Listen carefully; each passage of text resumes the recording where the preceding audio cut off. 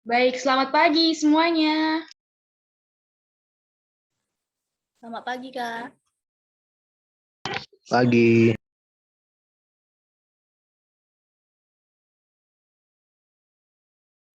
Mungkin sebelum dimulainya Studium General hari ini bisa on cam dulu untuk kepada para peserta.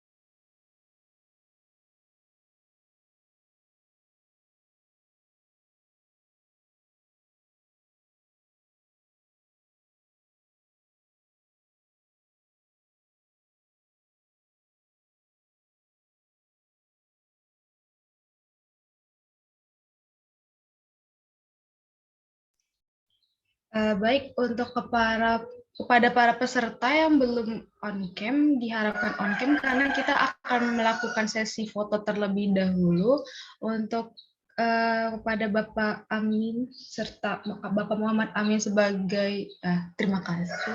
Bapak Muhammad Amin mungkin sudah bisa on cam, untuk Pak Alfian sudah bisa on cam untuk melakukan sesi foto terlebih dahulu.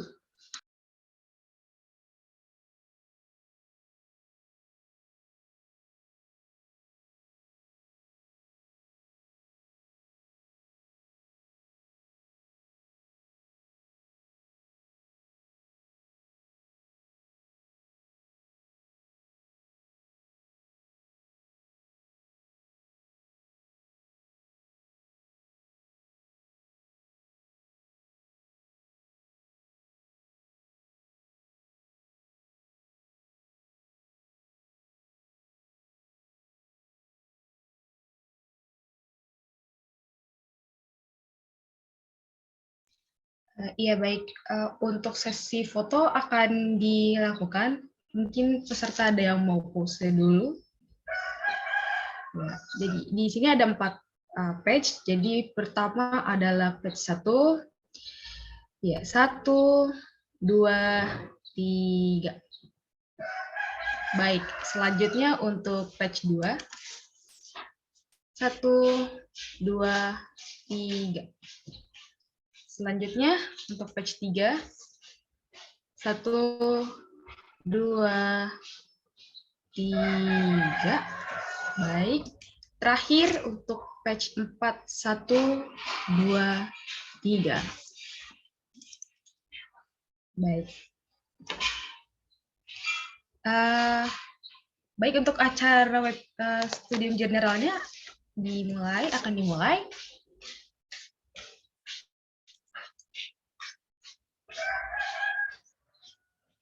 Oke. Selamat pagi kepada semuanya. Gimana kabarnya? Sehat? Untuk para peserta Studium General? Mungkin ada yang mau jawab. Oh iya, sehat ya.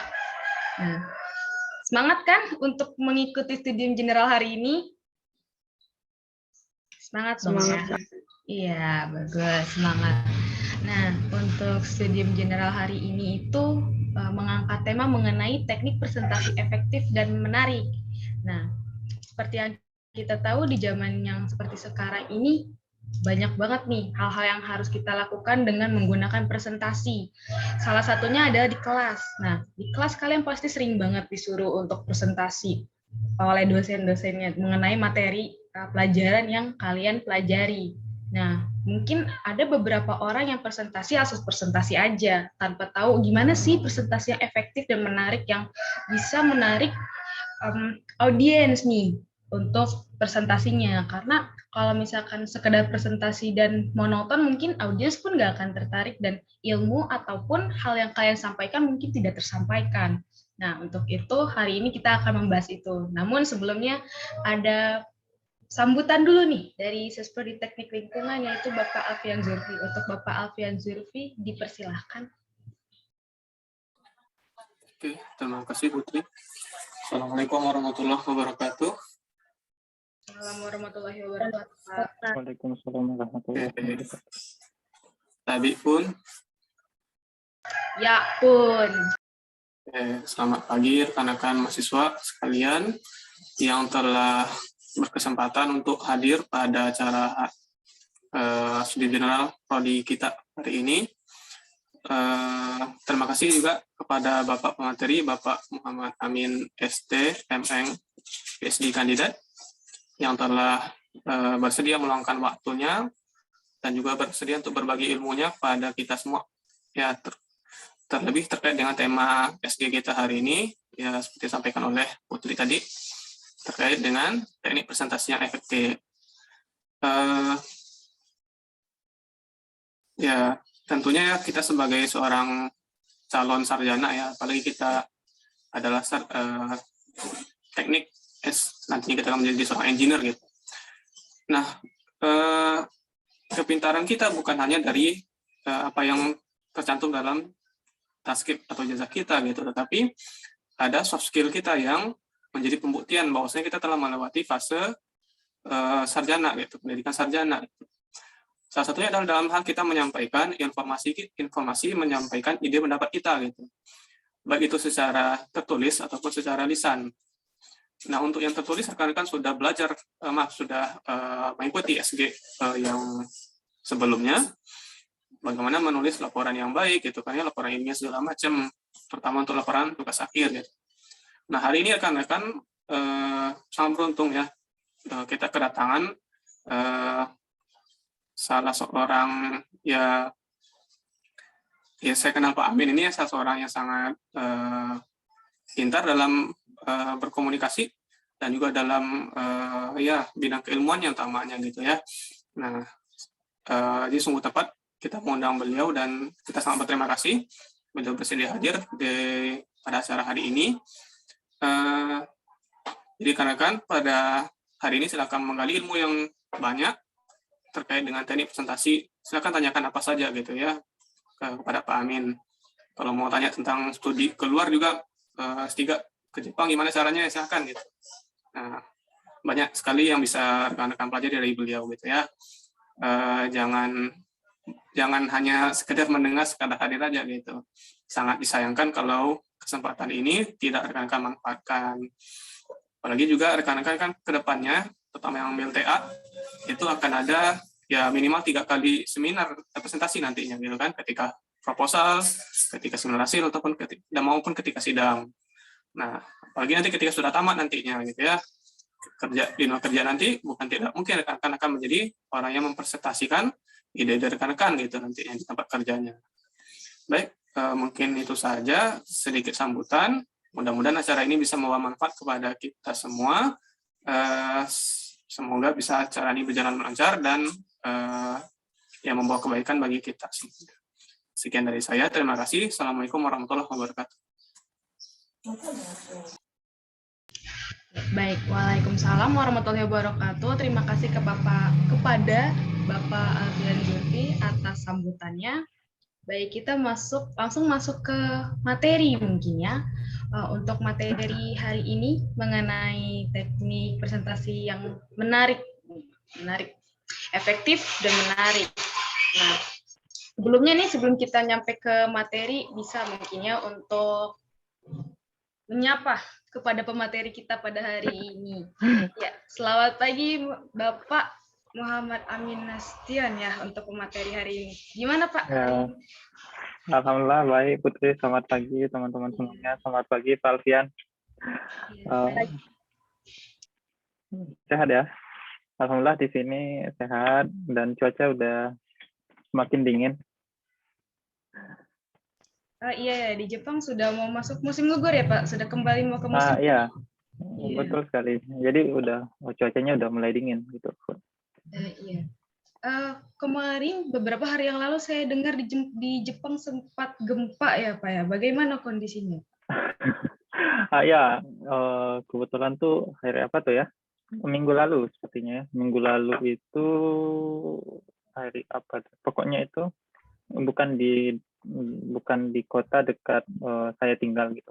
Tapi itu dekat ke Tokyo, dekat ke ibu kotanya Jepang kan. Kalau di sini tidak nggak apa ya, nggak kerasa sih.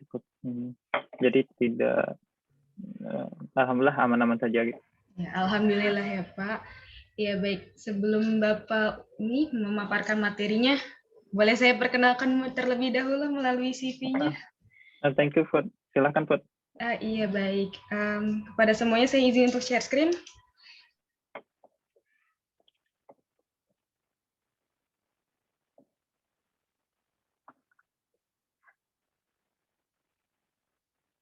Ya mungkin share screen sudah terlihat oleh teman-teman semuanya. Baik. Untuk Bapak Muhammad Amin ini nih merupakan PhD student dari Kanazawa University. Nah, beliau ini mempunyai pengalaman kerja di antaranya menjadi konsultan lingkungan pada tahun 2016, lalu menjadi teaching assistant dan research assistant nih. Untuk teaching assistant pada tahun 2018 dan research assistant ini dari 2020 hingga hari ini ya Pak ya.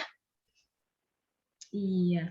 Lalu untuk school attendant-nya sekarang lagi menempuh studi di Kanazawa University ya Pak ya hari ini. Ya, doakan teman-teman semuanya mudah-mudahan Maret nanti selesai S3-nya. Amin, semoga sukses ya Pak untuk ini ya Pak. Lalu untuk skill dan expertise-nya nih, lebih di ini apa ya, untuk lingkungan lebih fokus di polusi udara ya Pak ya? Betul sekali, sama dengan Pak Alfian. Oh iya. Nah, dari CV-nya nih teman-teman, kita bisa lihat kalau misalkan Pak Amin ini, Pak Amin boleh ya dipanggilnya Pak Amin? Pak Amin boleh, Kak Amin boleh.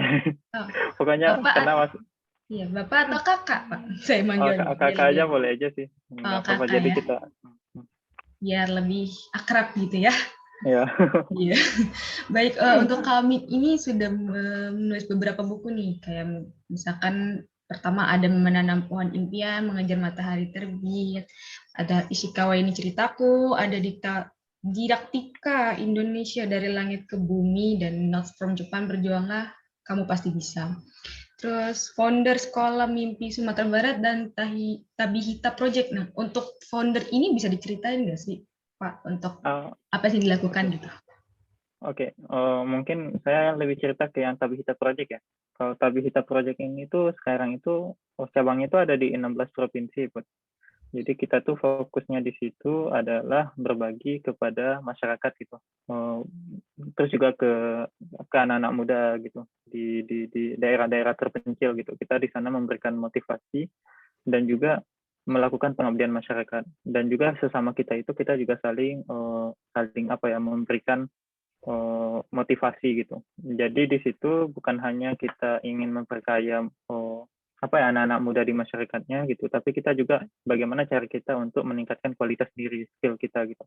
Dan itu sudah ada di 16 provinsi, tapi yang paling aktif itu salah satunya di Sumatera Barat, Sumatera Utara, Lampung juga. Ya, dan di Lampung itu mereka itu sudah ada beberapa kegiatan gitu. Wah, keren ya untuk Tabihita Project ini. Baik, saya akan langsung ke bagian scholarship mungkin, karena ini lumayan sangat amat apa ya, eye catching, karena dari S1 sampai S3 semuanya based on scholarship. Ini keren banget loh Kak, karena jarang aja gitu. Pasti kalau ada yang S2-nya scholarship, S1-nya bayar sendiri kayak gitu gitu. Dan ini tiga-tiganya loh kawan-kawan, ini sangat amat menarik. Mungkin bisa nih ditanyain seperti kata Pak Alfian sebelumnya untuk ditanyakan. Keren banget. Nah, sebenarnya kalau beasiswa alhamdulillahnya malah dari SD, Bu. Oh, SD, SMP, terus SD tuh dulu di Pasaman di Sumatera Barat gitu. Terus pindah SMP ke SMA itu di Padang, di Batam gitu, dan itu alhamdulillah based on scholarship gitu. Alhamdulillahnya sampai S1, S2, S3, dan alhamdulillah setelah S3 nanti juga Allah memberikan kesempatan gitu untuk ada proyek 5 tahun di Jepang bersama profesor gitu. Jadi mungkin masih sampai 2027 di Jepang. Jadi kalau teman-teman nanti mau ke Jepang dan juga nanti ada peluang akan menjadi research assistant di salah satu universitas di Jepang, siapa tahu nanti bisa membantu teman-teman untuk bisa melanjutkan studi di sini gitu. Keren ya dari SD gitu. Saya jarang gitu dengar orang ada scholarship dari SD. Itu sangat amat keren. Lalu untuk list of publication ini, publication-nya banyak ya dari tahun 2020, 2019 malah. Sudah aktif untuk melakukan menulis jurnal dan proceeding-nya. Dan ini sangat keren loh teman-teman, karena untuk proceeding ataupun jurnal itu biasa melalui penelitian yang cukup panjang dan akhirnya bisa disampaikan kepada publik seperti itu. Untuk konferensi ini ada 5 conference yang sudah diadakan oleh Kak Amin ini. Untuk Kak Amin bisa nih langsung dijelaskan untuk materinya, karena mungkin teman-teman udah nggak sabar nih kayak nggak ini ya, agak gimana gitu, MC-nya lama banget sih, pengen cepet-cepet materinya gitu. Oke, itu bisa share ya. Izin share screen Put dan juga bapak-bapak atau ibu-ibu yang di jurusan Teknik Lingkungan ITERA. Iya, silakan kami. Oke, ini kelihatan ya, Put? Sudah terlihat, Kak. Oke, assalamualaikum warahmatullahi wabarakatuh. Alhamdulillah, Allahumma sholli ala sayyidina Muhammad wa ala ali sayyidina Muhammad. Pertama, saya mengucapkan terima kasih untuk jurusan Teknik Lingkungan, terutama untuk semua sivitas akademika, mulai dari Ketua Prodi, ada Bu Endang atau Bu Aci, dan juga Sekretaris Prodinya ada Da Alifian. Saya manggilnya Uda karena alhamdulillah kita sama-sama satu alma mater dari jurusan Teknik Lingkungan Universitas Andalas. Pak Alifian itu angkatan 2009, saya sendiri angkatan 2012 gitu. Jadi sebenarnya tidak jauh angkatannya dengan teman-teman semuanya. Oke. Jadi alhamdulillah thank you banget udah diundang di acara Studium General Teknik Lingkungan. Jadi di sini tema yang diberikan oleh jurusan Teknik Lingkungan ITERA yaitu tentang bagaimana kita membuat presentasi ilmiah yang efektif dan juga yang menarik. Terima kasih juga untuk host atau moderator Putri yang sudah memperkenalkan saya dengan sangat baik dan juga sangat ramah ya, memperkenalkan bahkan sampai detail-detailnya. Thank you banget. Dan itu CV itu hanya apa ya? Saya bilangnya itu hanya masa lalu gitu. Hanya masa lalu. Di depan kita itu banyak hal-hal yang menanti kita untuk kita perjuangkan gitu. Jadi di balik CV itu jangan teman-teman sampai nanti misalnya teman-teman memiliki CV yang menarik dan juga yang memukau gitu. Tapi jangan sampai terlena dengan hal-hal yang seperti itu gitu. Karena CV itu hanyalah masa lalu. Jadi tentang impian-impian ke depannya itu yang harus kita perjuangkan gitu. Oke, saya lanjut. Oke, teman-teman semuanya sebentar ya. Oke, jadi di sini tema yang akan kita bahas ada 3 ya, ada 3. Jadi kita santai aja ngobrolnya. Alhamdulillah ini bukan acara formal karena saya sendiri itu agak susah di acara formal. Gitu. Jadi pengennya itu santai karena biasa ngobrol dengan masyarakat di daerah-daerah gitu. Karena saya sendiri berasal dari kampung teman-teman semuanya, dari daerah pelosok gitu. Jadi Mudah-mudahan acara kita ini santai, teman-teman tidak merasa jauh, walaupun perbedaan jarak kita sangat jauh. Saya di Kanazawa, Jepang, teman-teman mungkin ada yang masih di rumahnya, atau mungkin yang sudah ada di Lampung gitu, atau di dekat Itera atau di kosannya. Oke, jadi ada 3 hal yang akan kita bahas hari ini ya. Yang pertama itu mengenai temanya. Di situ ada tentang teknik presentasi ilmiah yang efektif dan juga menarik. Jadi dari tema itu ada 3 keyword atau kata kunci yang akan kita bahas. Yang pertama itu adalah sebentar ya, saya buatkan lasernya. Yang pertama itu adalah ilmiah. Jadi ada nanti kata-kata kunci yang harus teman-teman ingat. Yang pertama itu adalah ilmiah. Yang kedua itu presentasinya itu harus efektif, berarti tidak terlalu lama, tidak terlalu singkat, dan juga sesuai dengan waktu yang diberikan oleh panitia atau misalnya oleh sebuah instansi yang meminta teman-teman untuk presentasi.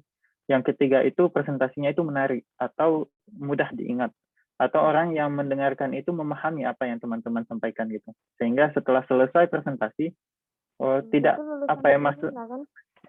masuk kiri keluar kanan, masuk kanan keluar kiri, bukan seperti itu gitu. Tapi kalau misalnya presentasi kita itu nanti menarik, orang-orang akan mengingat apa poin yang kita sampaikan.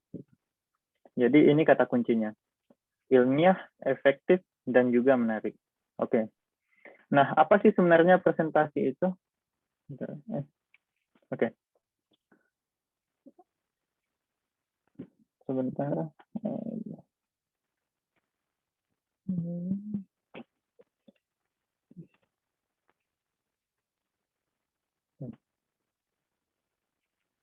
Oke. Ini ada kendala sebentar ya, sebentar.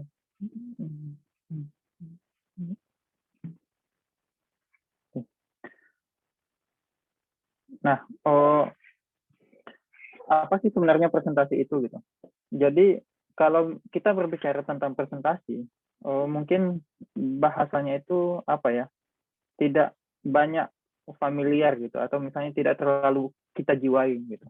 Tapi ketika kita menyamakan presentasi itu adalah komunikasi, nah itu mungkin sedikit lebih familiar kepada kita dan kita lebih menjiwai gitu. Jadi intinya teman-teman semuanya, presentasi itu adalah hanya komunikasi. Jadi misalnya teman-teman baru pulang dari liburan dari kota A, terus ketika pulang liburan teman kalian menanyakan pengalaman kalian selama liburan, terus teman-teman bercerita mulai dari makanannya, mulai dari tempat yang indah misalnya, itu adalah presentasi gitu. Karena kita mengkomunikasikan apa yang sudah kita alami atau apa yang kita temukan di suatu tempat, terus kita kasih tahu kepada teman kita gitu. Itu adalah presentasi gitu. Tapi bedanya ketika kita berbicara tentang presentasi yang ada katanya ilmiah, berarti kita berkomunikasi secara ilmiah, atau yang kita komunikasikan itu ilmiah. Contohnya misalnya hasil penelitian, hasil dari pemikiran yang kritis terhadap sebuah permasalahan misalnya. Jadi kalau misalnya kita ambil pengertian presentasi ilmiah itu adalah bagaimana cara kita menyampaikan gagasan ataupun pendapat kita dari hasil temuan kita, apakah kita melakukan penelitian atau misalnya kita melakukan kajian topik yang kritis misalnya, atau informasi dalam dunia akademik ataupun dunia pendidikan gitu. Jadi itu presentasi ilmiah itu. Jadi intinya apa ya? Kita masukkan ke dalam diri kita, ke dalam pemikiran kita, presentasi itu hanya masalah komunikasi. Cara kita menyampaikan apa yang kita pahami sampai kepada orang lain. Jadi bagaimana caranya? Itu nanti ada cara-caranya yang mengesankan, caranya yang mudah diingat orang gitu. Jadi intinya adalah presentasi itu adalah komunikasi. Nah, dalam presentasi, dalam cerita, dalam komunikasi, ada 3 hal yang harus kita kuasain gitu ya, untuk membuat presentasi yang menarik gitu. Apakah nanti itu presentasi ilmiah di dunia akademik ataupun nanti teman-teman misalnya sudah lulus dari jurusan teknik lingkungan ITERA. Setelah itu dapat panggilan nih, panggilan kerja, terus setelah itu diminta untuk presentasi pengalaman kita pada saat S1 dan planning kita ketika kita ikut dalam tim company itu gitu atau perusahaan itu. Kita di situ juga nanti berguna yang akan kita pelajari pada hari ini gitu.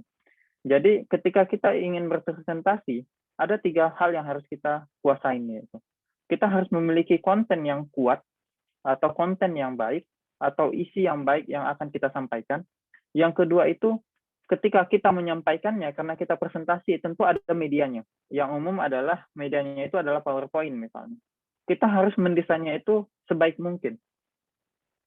Nah, konten yang baik, desain yang baik, ketika kita sampaikan tidak sebaik yang sudah kita siapkan di 2 hal tadi, itu sampainya kepada audiens atau orang yang kita tuju itu tidak maksimal. Makanya yang ketiga, untuk membuat presentasi yang menarik itu, kita harus memiliki kemampuan delivery yang baik, penyampaian yang baik, bahasa yang baik, bahasa yang menarik, tempo, jeda, dan lain sebagainya. Ini nanti yang akan kita bahas. Nanti kita akan kupas tuntas adik-adik semua atau teman-teman semuanya dari ketiga hal ini gitu. Tapi di balik itu semua, konten itu adalah king. Isi itu adalah semuanya. Isi itu adalah paling utama. Ketika, apalagi dalam dunia ilmiah, dalam presentasi ilmiah, dalam dunia pendidikan, dalam dunia penelitian, sebaik apapun desainnya, sebagus apapun bahasa kita menyampaikannya, ketika konten yang kita sampaikan itu tidak aktual, tidak sesuai dengan fakta, dan di sana metodologinya misalnya salah, itu akan sia-sia.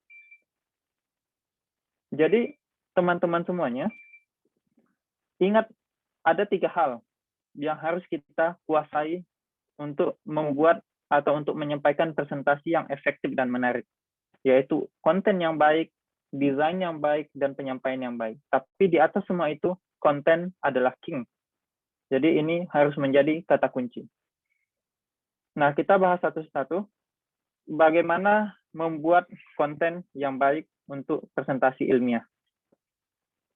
Pertama, dalam dunia pendidikan, dalam dunia penelitian, terutama nanti adik-adik yang akan melakukan sidang tugas akhir ataupun presentasi di depan kelas gitu, berdasarkan tugas yang dosen kasih misalnya. Pertama itu, ketika kita presentasi dalam dunia ilmiah, itu harus bersifat saintifik atau bersifat ilmiah.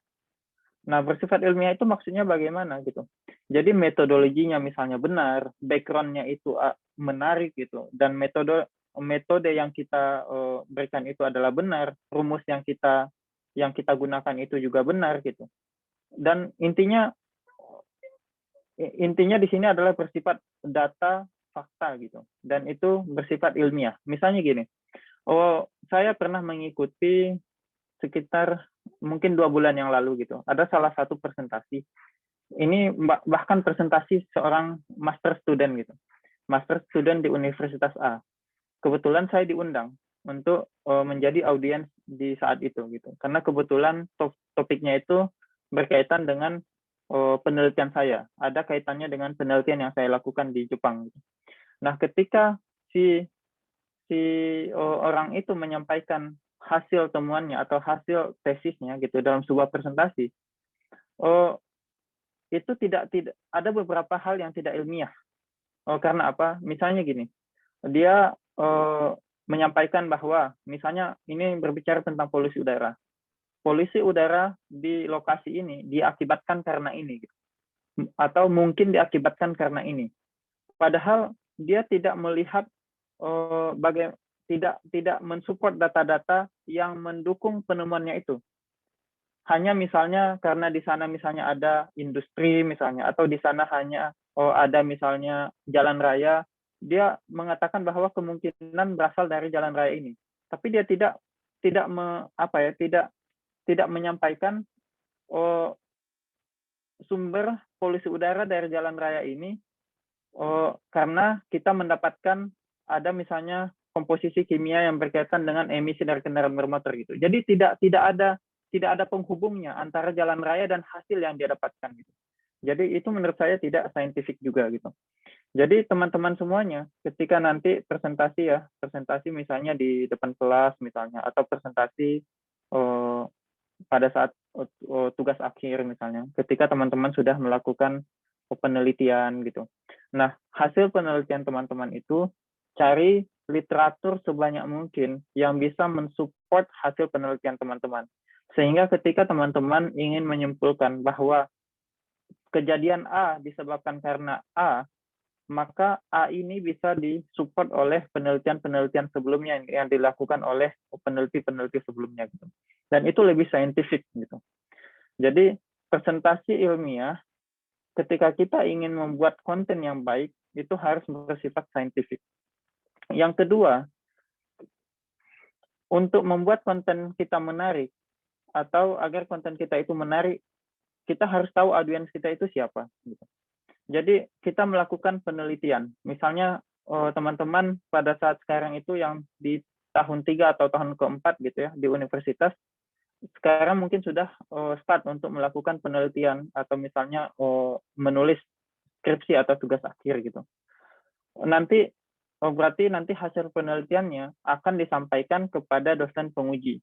Nah, dosen penguji itu berarti orang yang mengerti di bidang kita, yang mengerti di bidang apa yang kita teliti.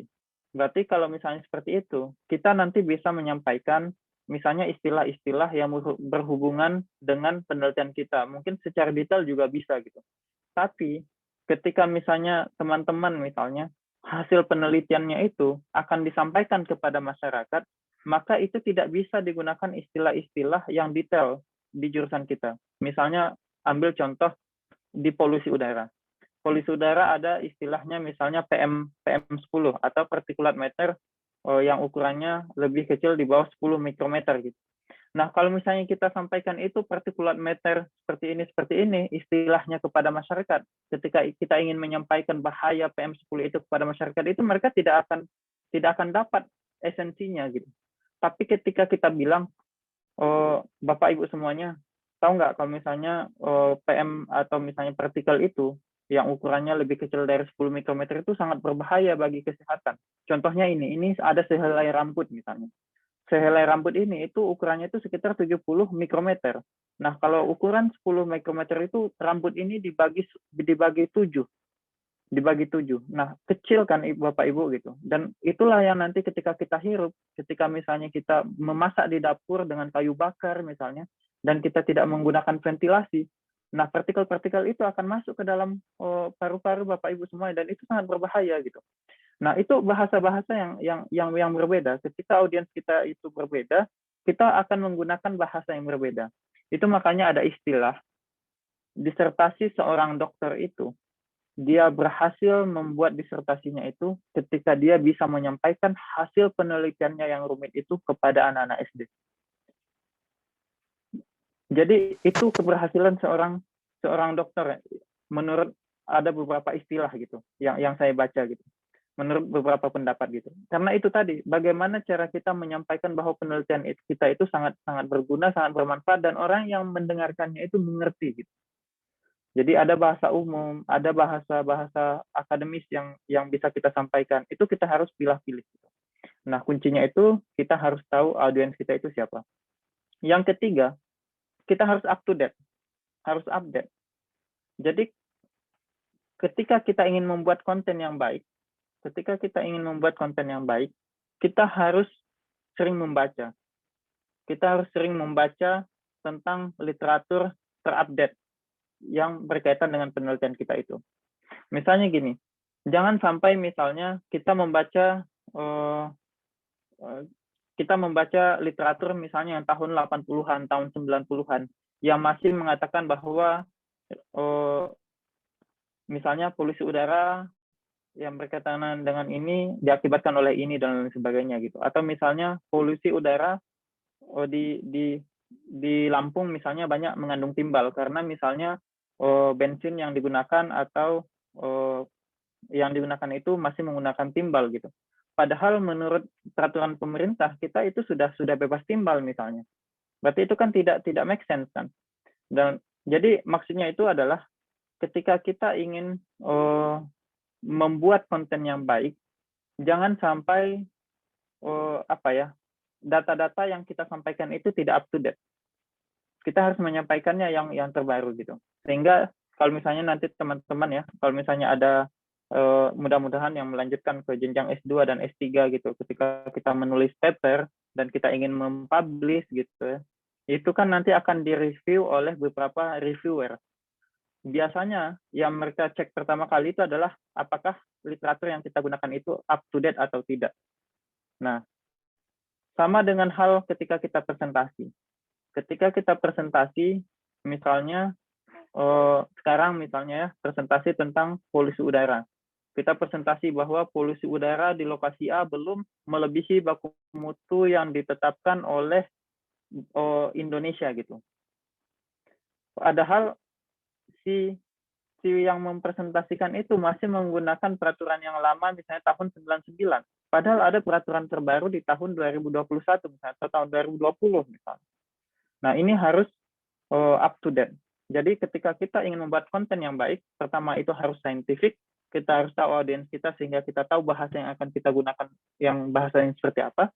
Yang ketiga, up to date. Yang keempat, kita harus menyampaikannya itu terstruktur.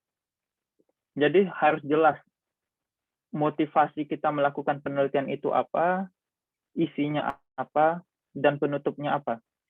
Apakah penutupnya itu bisa menjawab motivasi yang motivasi kita di awal melakukan penelitian itu, gitu. Nah, cara membuat presentasi kita itu atau misalnya konten kita itu nanti terstruktur, kita harus tahu tujuan presentasi kita itu apa. Misalnya gini, seorang mahasiswa tahun akhir yang akan mempresentasikan hasil penelitiannya dalam sidang skripsi. Berarti tujuannya adalah ingin memberikan pemahaman kepada si penguji dan keyakinan kepada si penguji bahwa penelitian yang kita lakukan itu adalah mereka pahami gitu. Mereka pahami.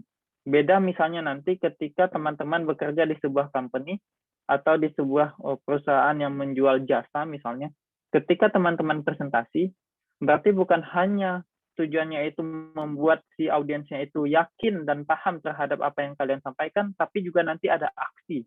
Mereka mau mengikutinya gitu.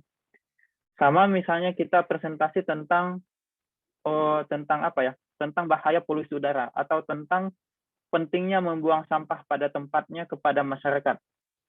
Nah, kepada masyarakat itu tujuan presentasi kita itu bukan hanya membuat mereka paham dan yakin tentang pentingnya membuang sampah pada tempatnya itu, tapi nanti harus ada aksinya. Mereka pada akhirnya di akhir presentasi kita itu atau setelah kita presentasi, mereka tergerak untuk melakukan ajakan yang kita sampaikan gitu. Misalnya mereka membuang sampah pada tempatnya, memilah-milah sampah gitu, sesuai dengan karakternya gitu. Jadi tujuan presentasi itu ada 3 secara umum. Yang pertama, tujuan kita itu membuat audiens kita itu paham apa yang kita sampaikan. Misalnya adik-adik yang melakukan sidang tugas akhir sekarang membuat penelitian tentang A, akan dipresentasikan di sidang skripsi. Ada 2 atau 3 penguji. Tujuan teman-teman mempresentasikannya itu adalah si penguji itu paham apa yang kalian sampaikan. Tapi paham dalam dunia akademik, misalnya dalam sidang skripsi itu tidak cukup. Kalau mereka paham tapi tidak yakin sepenuhnya, itu tidak bagus juga gitu. Jadi mereka paham yang kita sampaikan, tapi juga yakin. Jadi paham itu secara logika, yakin itu bisa secara emosi gitu. Jadi yakin dengan data-data yang kita berikan dan lain sebagainya. Yang ketiga itu adalah aksi. Ketika misalnya nanti kita bekerja di company gitu, ketika kita mengajak masyarakat gitu, kalau bisa ada tujuannya itu adalah aksi. Jadi ketika kita sudah tahu tujuan kita itu misalnya bukan hanya membuat orang paham, yakin, dan juga harus ada aksi, berarti nanti ketika kita membuat kontennya, kita bisa memasukkan konten-konten ajakan. Misalnya ketika tujuan kita itu adalah ada aksi untuk memungut sampah, misalnya di pantai gitu ya, di tepi pantai. Jadi nanti di akhir presentasi kita itu nanti kita sampaikan kita ingin mengajak masyarakat gitu, ingin mengajak masyarakat untuk aksi untuk memilah-milih sampah gitu. Jadi ini harus kita tetapkan terlebih dahulu. Tujuan kita itu apa? Nah, tentang struktur atau outline dalam presentasi ilmiah, ini ada yang secara umum ya, yang secara umum yang sudah biasa disampaikan atau oleh orang-orang yang berpresentasi dalam dunia ilmiah, apakah conference, apakah sidang skripsi, sidang tesis, sidang disertasi misalnya. Itu pertama itu adalah selalu diawali dengan judul. Jadi judul, terus juga ada pendahuluan gitu. Pendahuluan itu nanti di sini ada kayak latar belakang, background kita, kenapa kita melakukan penelitian itu apa, dan juga di situ nanti ada tujuannya apa gitu. Metodologi, misalnya alat yang kita gunakan, lab yang kita gunakan, rumus-rumus yang kita gunakan, hasil dan pembahasan, ada misalnya hasilnya, kenapa hasilnya seperti itu, dan sumbernya dari mana misalnya. Terus yang kelima itu adalah penutup gitu. Jadi dari semua penutup itu nanti ada kesimpulan yang menjawab apa tujuan kita. Misalnya tujuan kita untuk mengetahui konsentrasi polusi udara di ITERA Lampung. Berarti nanti di penutupnya itu kita memberitahu bahwa konsentrasi polusi udara di Lampung tahun segini adalah segini gitu. Jadi harus menjawab semua tujuan yang sudah kita set di awal gitu, di pendahuluan kita. Jadi jangan sampai di kesimpulan itu tidak menjawab sama sekali ataupun menjawab tapi tidak semuanya. Jadi ketika kita melakukan penelitian itu awal sampai akhir itu harus jelas. Tujuannya apa? 1 2 3, kesimpulannya juga 1 2 3 gitu. Nanti bisa teman-teman tambahkan misalnya keterbatasan studinya apa, misalnya future plan-nya apa misalnya. Yang keenam itu jangan lupa, itu adalah ucapan terima kasih. Jadi dalam presentasi ilmiah gitu ya, dalam presentasi ilmiah pasti kita tidak bisa melakukan penelitian itu sendiri. Pasti ada orang yang membantu kita, ada misalnya ada company atau institusi yang mensupport dana misalnya. Itu jangan lupa di bagian akhir kita ucapkan terima kasih kepada orang atau company yang sudah membantu kita gitu. Nah ini hal-hal yang harus teman-teman pahami atau cantumkan misalnya nanti ketika teman-teman ingin membuat presentasi di sidang tugas akhir atau mungkin presentasi karya tulis ilmiah misalnya. Nah, oke, mari kita bahas satu-satu ya. Kita bahas satu-satu itu di judul itu, ketika membuat judul itu yang menarik itu seperti apa, yang efektif itu seperti apa. Pertama, ini judul ya. Di judul ini tidak banyak, tidak perlu banyak informasi yang kita sampaikan. Hanya misalnya judul ini kalau bisa ada subjeknya, lokasinya, dan juga time period kita melakukan penelitian itu. Misalnya ini lokasinya di Sumatera misalnya.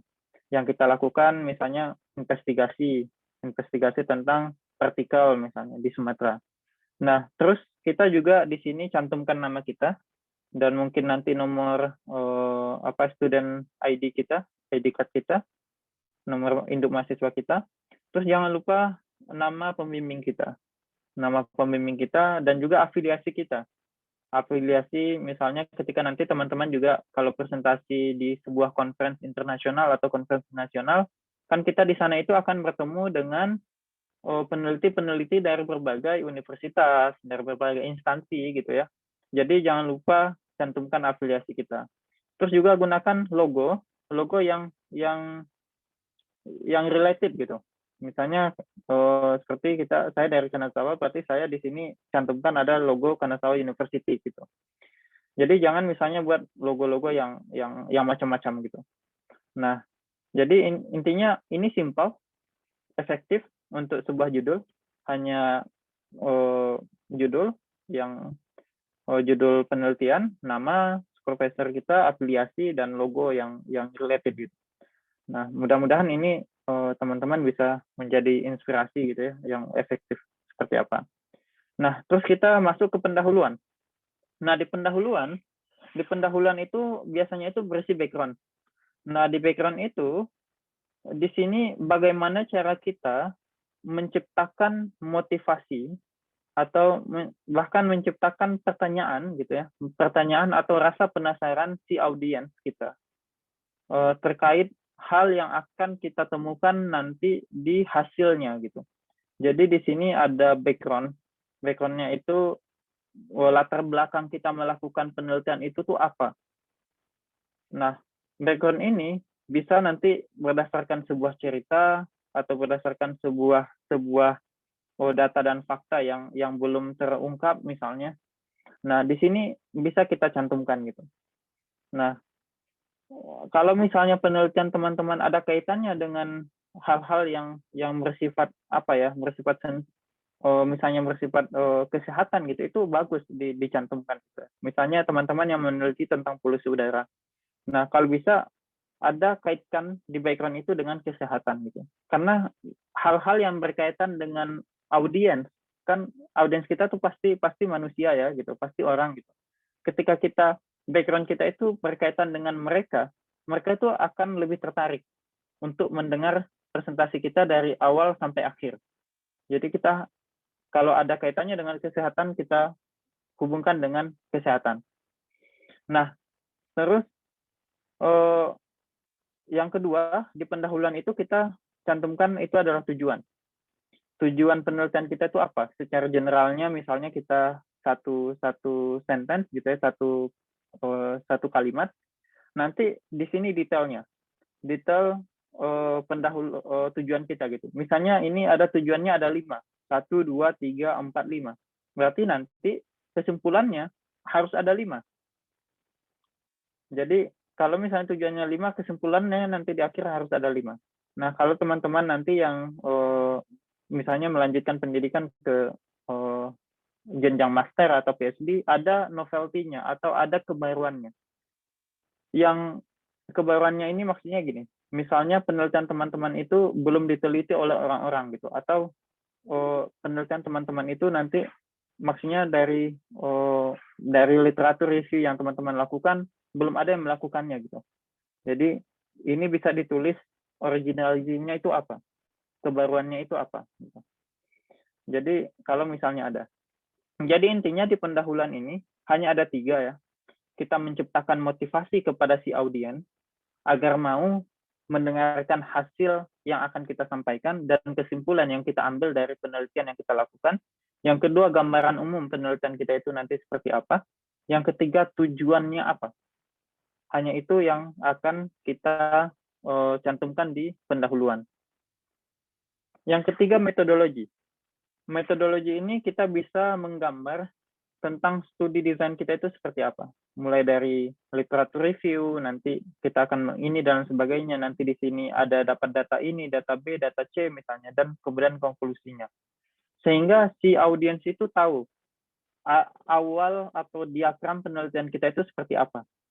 Dari awal sampai akhir gitu. Nah, di sini juga di metodologi kita bisa mencantumkan peralatan yang kita gunakan, kalau bisa beserta gambarnya, kalau ada. Karena jangan sampai misalnya hanya list saja, tapi orang tidak kebayang itu gambarnya seperti apa ya gitu. Misalnya ini tentang ambient nanosampler misalnya. Ambient nanosampler itu seperti apa bentuknya? Orang tidak tahu kalau hanya misalnya kita cantumkan dengan kata saja atau kalimat saja gitu. Jadi kalau bisa ada gambarnya. Di sini juga di metodologi kita mencantumkan misalnya formula yang akan kita gunakan. Formula atau rumus yang kita gunakan untuk mengolah data kita misalnya. Dan juga informasi laboratorium yang kita gunakan untuk menganalisis data yang kita dapatkan. Gitu. Nah, ini berkaitan dengan metodologi. Misalnya ini sangat related ketika adik-adik nanti mau presentasi sidang tugas akhir. Gitu. Nah, di hasil dan pembahasan. Karena ini berkaitan dengan informasi penting yang teman-teman sudah janji kepada si audiens, teman-teman akan mendapatkan tujuannya untuk mendapatkan hasil itu, maka ketika ingin menyampaikan hasilnya, itu harus dibuat semenarik mungkin. atau sekontras mungkin. Misalnya hasilnya apa? Misalnya gini, jadi kita harus menekankan hal yang paling penting yang kita temukan dalam penelitian kita. Misalnya kita buat dengan menggunakan box misalnya, atau membedakan warnanya misalnya, membedakan fontnya misalnya. Jadi di hasil dan pembahasan ini kita bisa menggunakan teks, teksnya itu tapi jangan hanya sekedar teks gitu, tapi kita nanti harus bisa menekankan yang penting dari penelitian kita itu apa. Kita bisa menggunakan tabel untuk menunjukkan hasil pembahasan kita bisa menggunakan gambar atau figure misalnya seperti ini, ada bisa menggunakan foto, tapi yang related kepada penelitian kita gitu. Tapi teman-teman semuanya, kita harus tahu kapan kita menggunakan teks, kapan kita menggunakan tabel, kapan kita menggunakan figure, kan kapan kita menggunakan foto. Misalnya kita ingin menggunakan teks, berarti kita menggunakan teks itu untuk menjelaskan gambar gitu. Tapi teksnya itu tidak banyak kalimatnya gitu. Nah, di teksnya itu juga nanti kita membedakan ukuran fontnya atau ukuran warnanya. Jadi warna yang penting atau hasil yang penting kita buat warna yang menonjol gitu, atau fontnya yang menonjol. Kalau misalnya menggunakan tabel, misalnya untuk komparasi dengan data penelitian sebelumnya, kita bisa menaruhnya itu dalam bentuk tabel gitu. Kalau misalnya gambar, misalnya seperti ini, ada diagram, atau misalnya ada ada grafik yang batang gitu. Nah, ini selain menggunakan teks, tabel, figure, dan foto ini, di hasil dan pembahasan kita juga menjelaskan maksud dari si gambar itu apa. Tapi maksudnya itu tidak menggunakan kalimat yang panjang, tidak. Hanya mungkin 1 atau 2 line saja gitu, 1 atau 2 baris saja. Jadi kita menjelaskan apa yang kita temukan, tapi hanya keywordnya saja. Terus hal-hal lain yang harus teman-teman perhatikan ketika ketika akan menyampaikan hasil dan pembahasan itu, kita jangan mengulang hasil gitu. Jadi misalnya hasil di slide A nanti terulang lagi di slide hasil di slide 1 terulang lagi nanti di hasil di slide 2 gitu. Jadi jangan mengulangi hasil. Yang kedua, tonjolkan hasil yang paling penting. Jadi karena kita melakukan penelitian, misalnya kayak orang yang doctoral student bisa sampai bertahun-tahun melakukan penelitian, itu kan banyak temuan yang didapatkannya gitu. Tapi kita hanya menonjolkan yang paling penting saja, yang berkaitan dengan tujuan kita tadi. Tujuannya tadi apa gitu. Yang ketiga, hubungkan temuan tadi dengan tujuan. Kalau tujuannya tadi 3, temuan di hasil itu kita harus bisa menjawab dari tujuan tadi apa. Terus yang keempat, batasi slide hanya yang penting-penting. Yang kelima, simpulkan slide-nya berdasarkan temuan. Misalnya kan ada 1, ada 2, terus ini kesimpulannya apa gitu. Jadi di tiap slide itu ada konklusinya. Di tiap slide yang kita sampaikan itu ketika hasil dan pembahasan ada konklusinya. Itu nanti konklusi yang kita ambil itu yang kita kumpulkan di konklusi akhir, di kesimpulan di akhir slide kita. Nah, untuk penutup, misalnya ini seharusnya ada 5 gitu ya. Jadi tadi kan tujuannya ada 5, seharusnya konklusinya itu ada 5 di sini. Ada 5. Jadi list semua kesimpulan dan harus sesuai dengan tujuan yang kita sudah set di awal. Terus di sini di penutup ini juga teman-teman bisa menambahkan keterbatasan studinya itu apa dan future plan-nya itu apa gitu. Future plan-nya itu mungkin bisa menjadi saran dan juga masukan kepada adik-adik nanti di bawah-bawah kita yang akan melanjutkan penelitian kita gitu. Jadi ini secara keseluruhan yang berkaitan dengan struktur presentasi atau konten yang akan kita sampaikan. Yang terakhir itu adalah terima kasih. Jadi dalam presentasi ilmiah, dalam presentasi konferensi internasional atau misalnya mungkin presentasi di kelas gitu, jangan sampai lupa mengucapkan terima kasih gitu. Jadi kita mengucapkan hanya misalnya ini kita thank you gitu. Terus kita mengingat orang-orang atau mencantumkan orang-orang atau instansi-instansi yang mendukung kita. Misalnya di sini ada scholarship dari Monbuka Gakuso, ada Kanazawa University dan lain sebagainya. Jadi di sini kita jangan lupa mengucapkan ucapan terima kasih gitu. Nah, itu teman-teman yang berkaitan dengan konten gitu ya. Ya mudah-mudahan di situ paham hal-hal apa yang harus teman-teman nanti cantumkan ketika ingin berpresentasi ilmiah ataupun nanti di sebuah company gitu. Yang kedua, kita berbicara tentang bagaimana kalau misalnya kita sudah memiliki konten yang baik, bagaimana cara kita konten kita itu kita pindahkan ke sebuah media, apakah itu PowerPoint atau misalnya aplikasi-aplikasi yang lain, dan kemudian kita mendesainnya itu semenarik mungkin, membuat orang tidak bosan, membuat orang misalnya mengerti bahkan sebelum kita menjelaskan apa itu. Jadi kita harus tahu bagaimana caranya mendesain yang baik. Nah, untuk membuat presentasi dengan desain yang baik, ada 3 hal yang harus kita ingat. Yang pertama itu harus simple, tidak ribet misalnya, tidak penuh satu slide itu, tidak penuh dengan hanya kalimat-kalimat. Yang kedua itu mengandung visual, orang lain bisa memvisualisasikan apa yang kita sampaikan. Jadi ketika kita menyampaikan, orang lain sudah tergambar di slide itu. Kita hanya menjelaskan maksud slide itu tuh apa gitu. Yang ketiga itu adalah kontras. Jadi ada 3 kunci, simple, visual, dan yang ketiga adalah kontras. Itu adalah kunci utama untuk mendesain slide yang baik untuk presentasi. Apakah itu presentasi ilmiah? Apakah itu nanti presentasi teman-teman untuk menjual sebuah produk di company misalnya? Atau presentasi menyampaikan sebuah kebijakan kepada masyarakat gitu. Itu harus simple, visual, dan juga kontras. Nah, yang simple itu seperti apa? Misalnya ini contoh judul yang simple, tidak banyak orang bisa langsung melihat judulnya itu apa, siapa saya, misalnya siapa yang menyampaikannya, siapa pembimbingnya, dan afiliasinya itu apa gitu. Jadi ini background yang berkaitan dengan si afiliasi si mahasiswa atau si afiliasi yang menyampaikan. Ini bisa digunakan atau tidak gitu, atau bisa mengaitkan dengan logo perusahaannya gitu. Itu tidak masalah gitu. Nah, kalau visual itu seperti apa? Nah, untuk ketika kita mendapatkan sebuah hasil penelitian gitu ya, hasil dari pemikiran kritis kita terhadap sebuah topik, nah kita memvisualisasikannya. Kita memvisualisasikannya dengan menggunakan ada 5 cara. Pertama, kita menggunakan grafik seperti ini, terus menggunakan diagram. Ada diagram, misalnya diagram alur misalnya, seperti yang saya sampaikan sebelumnya gitu ya.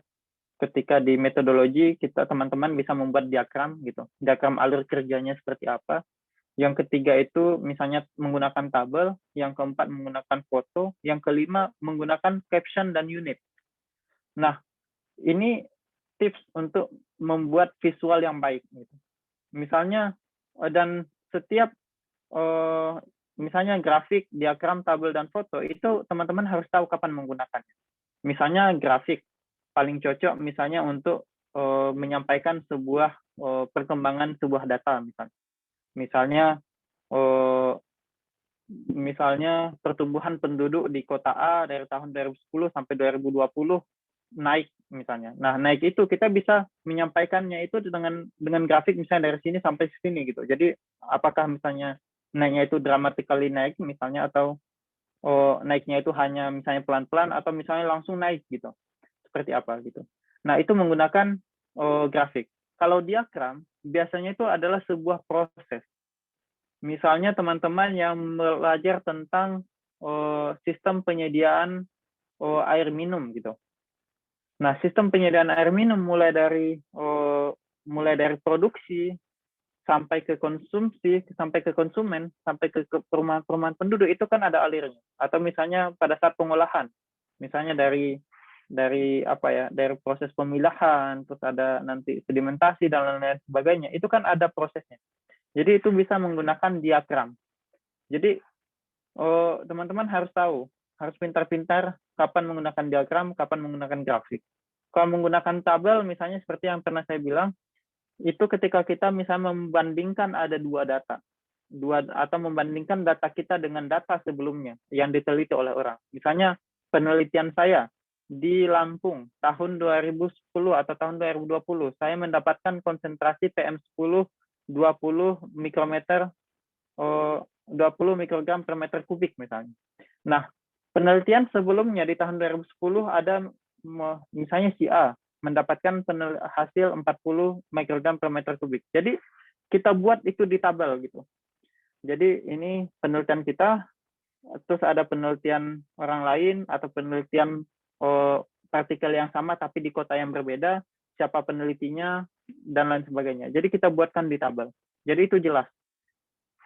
Nah, yang keempat itu foto. Jadi kita bisa mencantumkan foto gitu ya. Untuk misalnya ini kalau teman-teman nanti bekerja di sebuah produk, di sebuah company yang bersifat jasa atau misalnya menjual produk gitu. Ketika teman-teman presentasi itu tidak bisa hanya sekedar misalnya membuat grafik atau diagram gitu, tapi harus ada foto produknya itu apa. Misalnya teman-teman yang penelitiannya untuk membuat tong sampah pintar gitu, atau membuat briket, membuat briket dari sampah dan sebagainya. Itu bisa dicantumkan foto hasilnya itu apa. Yang kelima, ini yang sering banget salah gitu ya, sering sangat salah ketika melihat presentasi teman-teman pada saat dulu S1 gitu, sidang tugas akhir, itu tidak mengandung caption. Misalnya ini gambar, ini ada grafik, hanya grafik itu saja, tapi dia tidak ada penjelasan grafik itu tuh apa. Padahal orang lain, audiens itu ketika melihat grafik itu, udah tahu, grafik itu adalah tentang pertumbuhan jumlah penduduk di kota A dari tahun 2010 sampai 2020. Nah, ada juga yang lupa membuat unitnya. Misalnya ada konsentrasi massa, tapi konsentrasi massa nggak ada unitnya gitu. Jadi ini jangan sampai salah. Ini seringkali misalnya mahasiswa itu tidak teliti terkait hal-hal yang sifatnya itu sepele gitu ya. Padahal ini efeknya itu luar biasa, menambahkan unit gitu, menambahkan unit di setiap grafik yang kita cantumkan di slide kita. Gitu. Nah, yang ketiga, tips untuk membuat desain yang menarik untuk PowerPoint kita adalah kontras. Jadi kita bisa menggunakan dengan membedakan warna. Misalnya ini ada background-nya putih, tapi menggunakan warna ini, warna ada merah gitu dan sebagainya, itu bagus gitu ya untuk membedakan antara sesuatu yang penting dan sesuatu yang biasa saja di presentasi kita gitu. Tapi teman-teman jangan menggunakan warna itu melebihi 4 jenis warna gitu dalam satu slide gitu. Karena kalau misalnya banyak warna itu pusing juga ngelihat slide-nya. Tapi jangan juga terlalu monoton, hanya misalnya putih saja atau hitam saja, itu gaya misalnya orang-orang profesor-profesor di Jepang itu untuk menyampaikan itu gitu. Karena mereka itu slide-nya itu hanya hitam dan putih saja gitu. Itu tidak menarik juga untuk dilihat gitu. Jadi nanti kalau teman-teman membuat hasil penelitiannya, gunakanlah warna sebanyak paling maksimal itu ada 4 gitu. Jadi 3 atau 4 warna itu sudah bagus. Gitu. Tapi jangan misalnya hanya 1-2 warna saja, itu tidak bagus juga gitu. Jadi kita bisa untuk mengatur kontrasnya itu dengan membedakan warna. Yang kedua, ini contoh membedakan warna misalnya di tulisan kita. Misalnya menyampaikan gagasan atau pendapat gitu. Ada gagasan, pendapat gitu. Ada gagasan, pendapat, ada dua kata yang sejajar gitu. Terus dari hasil penelitian dan pemikiran kritis sama warnanya putih atau informasi. Jadi penelitian, pemikiran kritis atau informasi itu di sama warna. Dalam dunia akademik dan pendidikan di sama warna juga gitu. Jadi jangan misalnya ada menyampaikan gagasan, warnanya misalnya merah, atau pendapat warnanya misalnya kuning, itu tidak baik. Jadi yang sejajar itu disamakan warnanya. Jadi menyampaikan gagasan atau pendapat dari hasil temuan penelitian, pemikiran kritis, atau informasi itu sama-sama warna putih. Nah, kita juga bisa menggunakan ukuran teks. Teman-teman lihat kan, ada misalnya yang semuanya caps lock, dan diperbesar fontnya untuk menampakkan bahwa itu penting gitu ya, bahwa itu kata kunci dalam kalimat itu itu kita bisa menggunakan font yang lebih besar atau kita menggunakan caps lock atau bold. Terus juga kita bisa menggunakan font yang berbeda, tapi jangan font yang rumit. Jadi kalau font presentasi itu font yang mudah dilihat, tidak yang complicated, misalnya yang kayak tulisan tegak bersambung, tidak. Gitu. Terus kita bisa menggunakan box untuk meng-highlight hasil kita, membuatnya kontras dengan data yang lain gitu. Kita bisa menggunakan box. Jadi ketika nanti teman-teman menyampaikan hasil atau menyampaikan kayak background-nya atau latar belakang penelitiannya, itu bisa menggunakan teknik ini untuk membuat hal yang penting itu kontras dengan hal yang lain gitu. Jadi ada warna, ada size-nya, ada menggunakan box, ada menggunakan font gitu. Atau menggunakan caps lock atau bold. Jadi itu bisa kita itu tips dan triknya untuk membuatnya itu kontras dengan yang lain gitu. Nah, terakhir, ini poin terakhir, ketika kita sudah memiliki konten yang baik, desainnya juga udah baik, ini poin yang juga penting. Bagaimana cara kita menyampaikan hasil penelitian kita itu dengan presentasi yang sudah kita desain semaksimal mungkin dan sampai kepada audiens kita. Jadi bagaimana menyampaikan presentasi dengan meyakinkan. Nah, untuk itu teman-teman harus ingat, teman-teman adalah bintang utama di atas panggung. Kita sebagai presenter, apakah itu dalam presentasi tugas akhir, atau presentasi di konferensi internasional, atau presentasi untuk memasarkan produk kita, misalnya. Kita adalah bintang utama di atas panggung. Jadi kita akan menjadi pusat perhatian. Jadi segala apapun yang ada dalam diri kita, kita harus bisa menggunakannya untuk menarik audiens, untuk membuat audiens paham terkait apa yang ingin kita sampaikan.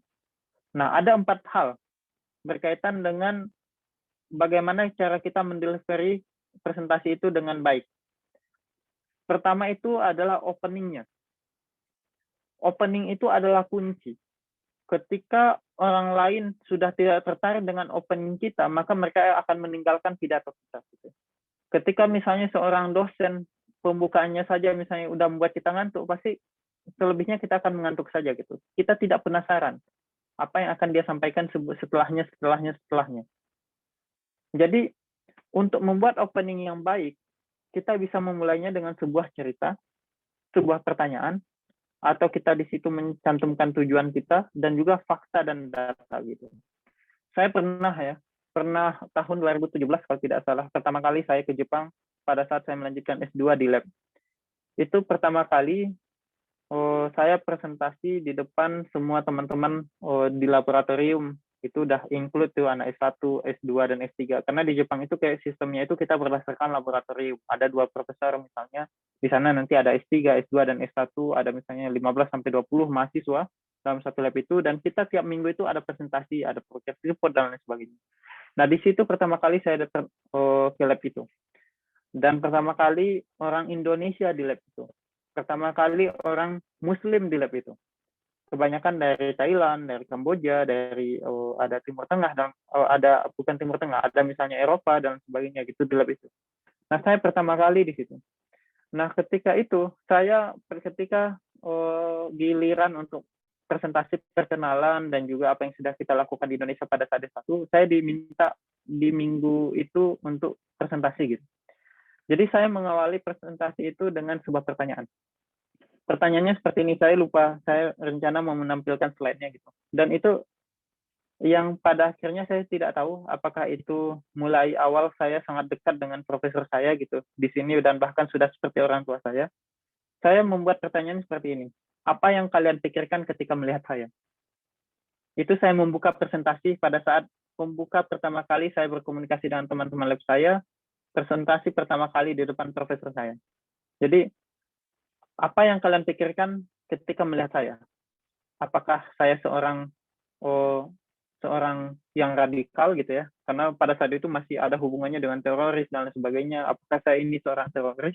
Apakah saya ini seorang yang terbelakang? Apakah saya ini seorang yang seperti apa gitu? Terus saya bilang, saya ini orang yang ramah. Saya orang yang ini dan lain sebagainya itu. Dan itu mereka membuat mereka itu kayak tertegun gitu ya.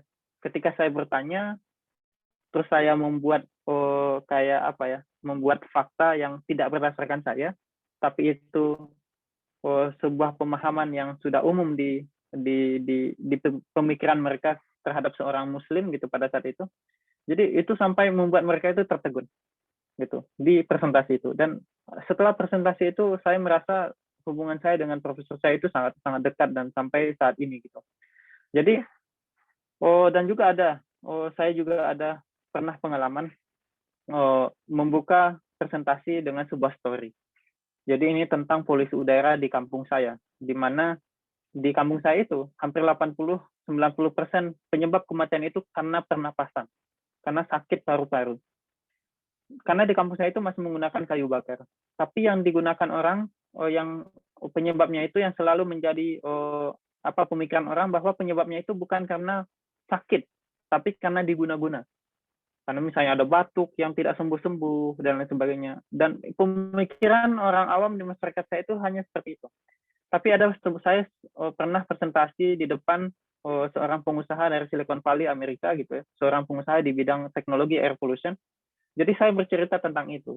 Saya cerita tentang kasus di kampung saya seperti ini, sampai dia tertarik, sampai dia ingin menyumbangkan banyak alat gitu ya untuk meneliti di kampung saya itu dan menyediakan fakta kepada masyarakat bahwa itu bukan mistis. Kematian itu bukan mistis, tapi ada hal-hal yang menyebabkannya, misalnya kayak air pollution gitu dan sebagainya. Nah, itu bisa dibuat ketika teman-teman ingin presentasi. Baik itu presentasi ilmiah tidak masalah, mengawalinya dengan story, pertanyaan, dan juga ada tujuan-tujuannya dan fakta dan data di lapangan, sehingga teman-teman ingin melakukan penelitian lebih lanjut. Dan biasanya seorang tokoh besar selalu mengawali presentasinya itu dengan dua cara, dengan story dan juga pertanyaan. Karena itu yang paling membuat orang itu menarik untuk mengikuti apa hasilnya, apa slide setelahnya. Nah, yang kedua, ketika kita ingin menyampaikan presentasi kita itu, yang paling penting juga yang terakhir, yaitu closing. Rangkumannya kita itu seperti apa?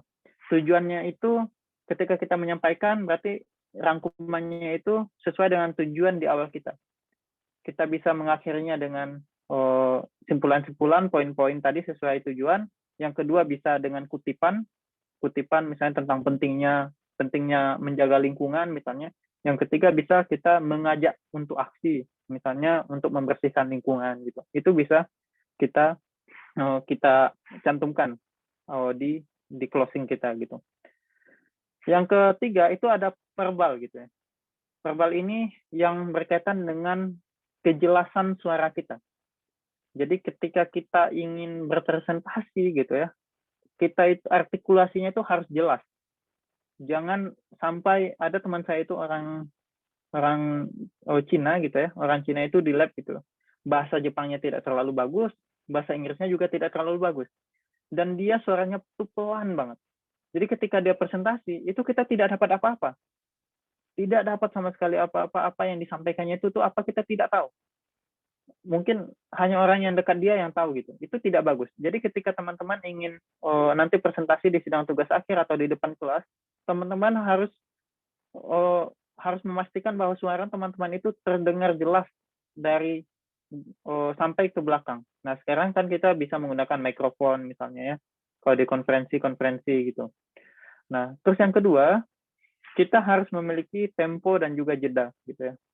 Kalau misalnya di poin-poin penting, kita bisa melambatkan tempo kita dan menekankan suara kita gitu ya. Untuk mengesankan kepada si audien bahwa hal yang kita sampaikan di poin itu adalah penting. Yang ketiga itu kita tidak bergumam ya. Tidak bergumam, misalnya kita banyak menggunakan kata atau misalnya apa ya? Kayak misalnya kurang lancar gitu presentasi. Ada biasanya itu kalau kita di Indonesia itu banyak menggunakan atau apa ya gitu. Nah, kenapa hal itu datang? Itu karena kita biasanya itu tidak latihan secara maksimal gitu. Jadi untuk menghilangkan kebiasaan bergumam pada saat presentasi, kita harus membiasakan diri berlatih sebelum kita presentasi. Yang keempat ini yang tidak kalah penting juga adalah ekspresi wajah atau nonverbal. Ada 3. Ada ekspresi wajah kita ketika kita menyampaikan, jadi orang lain dari wajah kita itu mereka tahu kita sedang ngomong hal penting atau tidak gitu dari ekspresi wajah kita. Jangan lupa senyum misalnya, jangan sampai misalnya presentasi itu terlalu serius, terlalu monoton, tidak senyum gitu. Nah, terus yang kedua eye contact kita, kontak mata kita di depan audien itu misalnya ada sekeliling kita gitu. Jadi kita jangan sampai fokus ke satu side saja gitu. Tapi misalnya di sini ada satu side misalnya kita hitung 1, 2, 3 detik, kita pindah ke yang side yang selanjutnya gitu.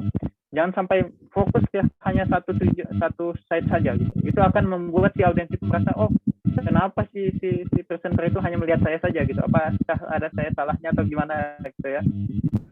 Yang ketiga, jangan lupa menggunakan bahasa tubuh, terutama tangan ya. Terutama tangan, misalnya ketika tadi mengungkapkan bahwa pertambahan jumlah penduduk dari tahun 2010 segini sampai 2020 segini gitu. Jadi orang lain melihat tangan kita itu tergambar bagaimana kenaikan itu gitu. Jadi teman-teman semuanya untuk membuat presentasi kita itu penyampaiannya itu menarik, ada 4 hal penting yang harus teman-teman ingat. Openingnya, closing, bahasa verbal, dan bahasa non-verbal yang kita gunakan.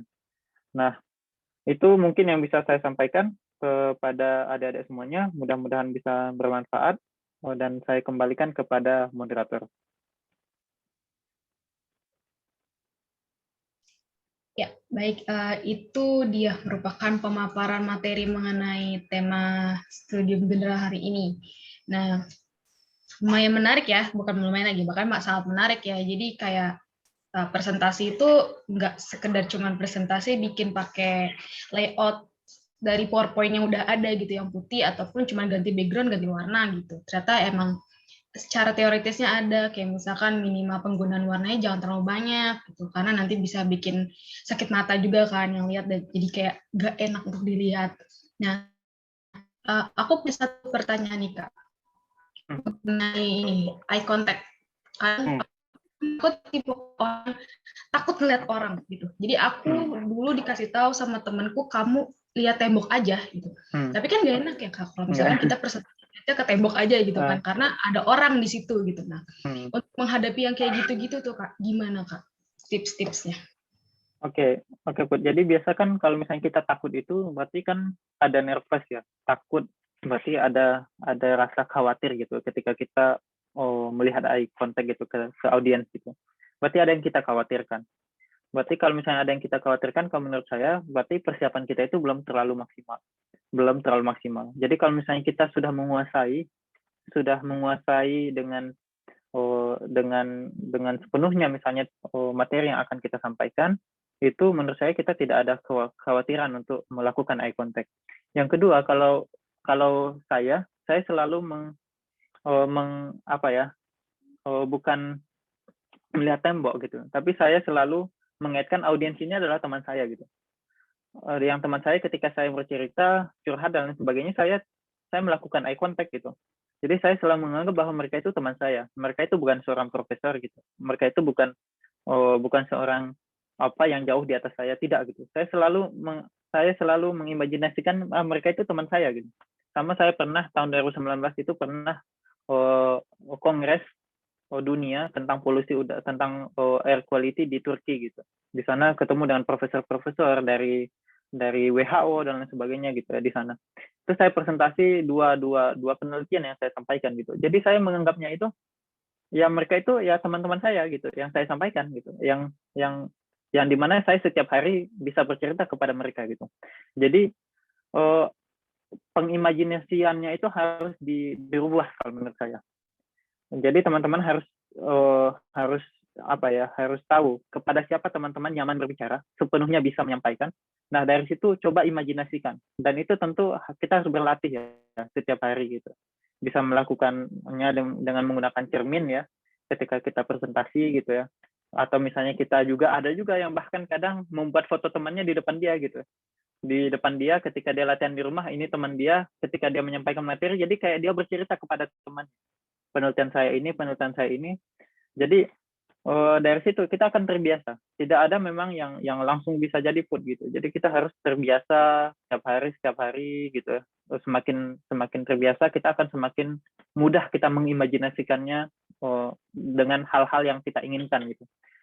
Jadi kalau menurut saya itu yang bisa yang Putri bisa lakukan ya untuk bisa menghindari untuk melihat tembok gitu. Karena menurut saya melihat tembok itu ya apalagi kalau audiens kita sekeliling kita gitu ya. Sekeliling kita kita di tengah-tengah, audiensnya misalnya sekeliling kita gini, gimana caranya kita melihat tembok aja gitu. Yang di belakang kita merasa ini kenapa dia munggungin saya, apakah dia ada salah sama saya gitu. Apakah ada Iya, saya salah sama dia gitu kan. Jadi iya, itu kalau menurut saya gitu. iya. Tetap ya lebih ke ini ya Kak, practice make perfect gitu. Make perfect. Iya. Iya. Oke, untuk pertanyaan dari aku itu aja. Mungkin dari teman-teman yang lain yang ingin mengajukan pertanyaan bisa melakukan raise hand terlebih dahulu. Lalu selanjutnya perkenalkan nama.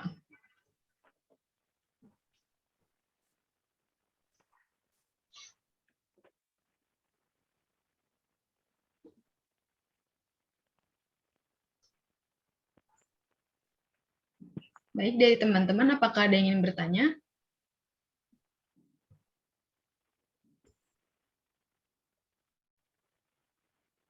Tapi nanya apa aja boleh ya. Seperti yang dibilang Valvian tadi, boleh nanya tentang beasiswa, boleh nanya tentang teknik presentasi ini, boleh nanya tentang gimana mau kuliah ke Jepang, dan lain sebagainya. Bebas.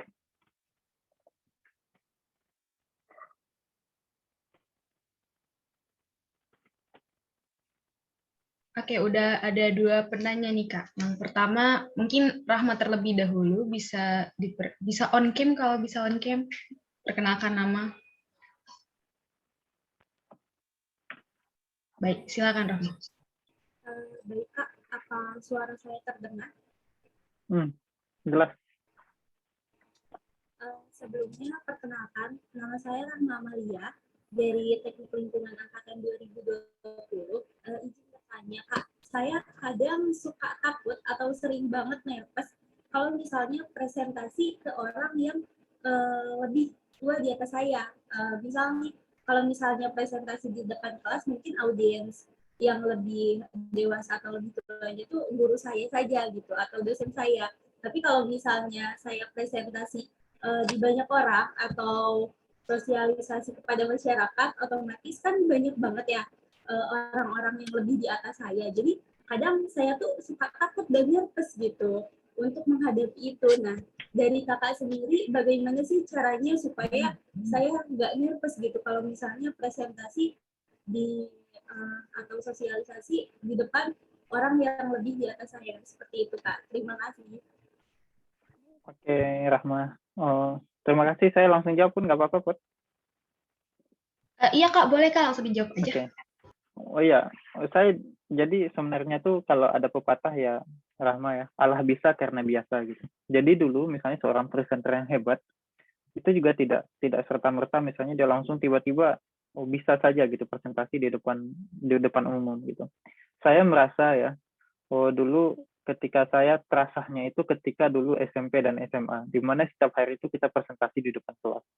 Setiap hari dipresentasi di depan kelas, terus ikut organisasi misalnya, ikut organisasi yang mengharuskan kita misalnya bersosialisasi dengan masyarakat gitu.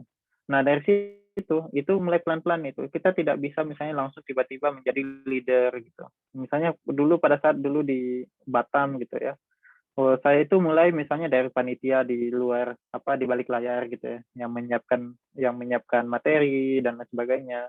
Pada akhirnya melihat teman-teman presentasi, saya mulai tertarik. Wah, sebenarnya sepertinya saya bisa gitu. Saya mulai mencoba gitu. Itu masih ada tuh nervous, masih ada itu. Tapi pada akhirnya itu bisa. Jadi sebenarnya kuncinya itu Allah bisa karena biasa. Tapi itu bagaimana cara kita untuk cepat menghadapi itu begitu ya. Yang pertama itu kalau misalnya kita presentasi di orang-orang yang jauh di atas kita. Saya tidak tahu apakah maksud Rahma ini jauh secara umur atau secara pengetahuan. Kalau misalnya secara umur, itu kalau misalnya secara pengetahuan, jadi kita harus menganggap diri kita ketika kita melakukan kesalahan itu tidak apa-apa. Ketika kita menyampaikan sesuatu, kita sudah berusaha semaksimal mungkin untuk membuat materi yang sesuai dengan data, fakta, dan juga yang relevan kepada masyarakat yang akan kita lakukan sosialisasi. Dan jangan takut salah gitu. kalau misalnya salah pun kita tidak apa-apa, karena kita, apalagi kita mahasiswa. Mahasiswa itu yang namanya kita masih bisa belajar gitu ya, belajar daripada kesalahan. Itu makanya ada pepatah juga mengatakan bahwa kesalahan itu atau kegagalan itu adalah pengalaman yang terbaik untuk kita gitu. Jadi kuncinya itu kalau menurut saya itu adalah jangan takut. Jangan takut, karena ketakutan itu adalah kebodohan terbesar bagi manusia. Kan? Untuk apa kita takut itu? Nah, kalau misalnya caranya untuk mengurangi itu, kalau saya itu selalu melakukan teknik visualisasi, Rahmat. Teknik visualisasi sebelum saya melakukan sebuah kegiatan di hal-hal penting, atau di mana itu hal-hal yang baru atau tidak biasa saya lakukan, atau baru pertama kali saya lakukan. Kalau mungkin Rahma nanti sudah 1 sampai 10 kali, yang ke-11 kalinya atau yang ke-5 kalinya mungkin akan biasa melakukannya. Misalnya kayak saya, misalnya presentasi di depan profesor-profesor misalnya, karena kita di kampus itu sudah biasa sekali seminggu presentasi dan udah biasa, tanpa persiapan pun kita sudah merasa pede-pede saja gitu. Tapi kalau misalnya baru pertama kali atau baru sekali 2 kali gitu, kita harus melakukan, menurut saya itu teknik visualisasi. Teknik visualisasinya itu seperti apa? Ini yang biasa saya lakukan kalau misalnya mau wawancara, misalnya wawancara hal-hal penting atau beasiswa, saya melakukan teknik visualisasi itu dengan misalnya gini, setiap misalnya saya mau tidur atau setelah tidur, saya biasa melakukan teknik visualisasi akan kegiatan yang akan saya lakukan besok. Misalnya ambil contoh, Rahma akan melakukan sosialisasi kepada masyarakat tentang bahaya polusi udara di kota A misalnya. Jadi Rahma itu sudah memvisualisasikan gitu ya. Besok itu jadi seakan-akan itu Rahma menonton bioskop. Ini ada bioskop layar, di situ ada Rahma. Rahma lihat bahwa bayangkan kita akan melakukan presentasi di depan khalayak ramai. Jadi kita membayangkan diri kita akan melakukan presentasi, kita membayangkan diri kita itu akan menyampaikan materi A, materi B, dan dengan mimik wajah yang senyum, dengan ekspresi dengan bahasa tubuh yang memukau gitu, dengan kata-kata yang lugas, dan kita sampai membayangkan ketika kita membuka openingnya itu, masyarakat itu sampai tepuk tangan gitu. Dan itu kita bayangkan, kita tonton diri kita sedang melakukan presentasi yang sangat memukau. Sampai ke detail-detailnya. Terus setelah itu kita membayangkan diri kita ketika presentasi, kita melihat kita membuka presentasi dengan sebuah pertanyaan yang membuat masyarakat itu terdiam sejenak, dan kemudian mereka tidak bisa menjawabnya, dan ketika kita memberikan jawaban mereka terpukau, dan kemudian kita masuk ke metodologinya kita melihat bahwa masyarakat itu paham yang kita sampaikan, dan bahkan mereka itu ngangguk kepala. Kita melihat masyarakat itu ngangguk kepala. Ini kita masih menonton diri kita di dalam layar gitu. Sampai pada akhirnya di penutupan kita menyimpulkan A, B, C, D, dan pada akhirnya kita melihat kita menyampaikan kalimat terakhir kita ingin mengajak masyarakat untuk memperhatikan lingkungan sekitar agar tidak membakar sampah dengan secara ilegal, sehingga itu yang memperburuk kualitas udara dan sebagainya. Dan kita ajak masyarakat, dan ketika kita menyampaikan kalimat itu, kita melihat masyarakat itu setuju dan mau melakukan gitu. Dan mereka semangat ingin melakukan. Sampai kita mengucapkan salam, dan kemudian kita kembali ke tempat kita dengan teman-teman kita yang sesama panitia, misalnya panitia sosialisasi, dan kita melihat tepuk tangan yang gemuruh dari si masyarakat itu tentang presentasi kita itu. Dan itu selalu saya bayangkan. Ketika saya ingin melakukan wawancara beasiswa pun, saya membayangkan si pewawancara itu akan puas dengan jawaban saya.